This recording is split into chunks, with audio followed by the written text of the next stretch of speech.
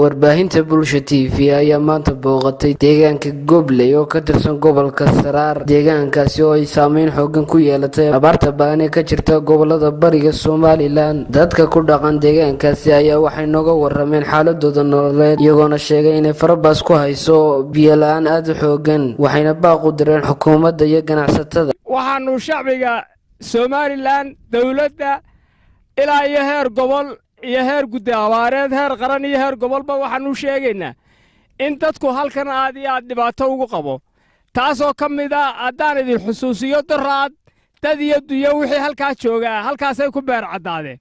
markii dambe ayaa guddiga abaaraha Caynabo way ku mahadsan yihiin bood la soo gaadhay. waxaa dhibaatada ugu weyna dadka haysata haddeer qaar shuban baa ku bilowday.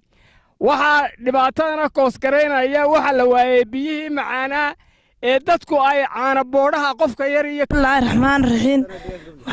waxaanu nahay deegaanka Gobley qaryada Somaliland. waxaanu ka codsanaynaa biyo iyo baadba. waxaana haysataa abaar xun oo nagu soo noqnoqotay oo raagaaya baana haysataa. waxaanu ka codsanaynaa wax inay nala soo gaadhaan biyo. annagu waxaanu nahay qaryada Gobley joogta ee abaarta ku heshay ee maxay ahayd toy dadku isku soo guuray ee waqooyi ka soo guuray markii dambe coodan la tagay soo noqday dulgaal meesha ee Gobley la yiraahdo Gobley isugu yimi ee markii dambe abaarta ku heshay abaartan haysaana waa mid afar jira oo hore oo maxay ahayd dadka meel walba isaga keentay oo dadku isu soo guuray markii dambena xagga laga soo noqday coodan meel walba laga soo noqday halkan un bay isugu timi Gobley un bay isugu timi. Bismillaahi Raxmaani Raxiim. marka hore waynu ducaynaynaa ilaahay waxaanu ka baryaynaa dambigeena inuu dhaafo. ma waxa weeyaan horta marka hore ilaahay baynu baryaynaa. wax kaloo la baryo oo ma ogtay lagu aflixo oo ma ogtay wax deeqsiya cid ma jiro. taas horta waa taa ilaahay waxaanu ka baryaynaa raxmad baanu ka baryaynaa. ilaahay waxaanu ka baryaynaa dambi dhaaf baanu ka baryaynaa. aakhiriya aduuba inuu naxariisto. ilaahay waxaanu ka baryaynaa inuu isaga ciriiriga ilaahay inaga saaro. waxaan ugu nimid dadka aragtaan ee dacal basarka ah ee dumarkii qaryada ahaa reeraa u goyn jiray aan maanta la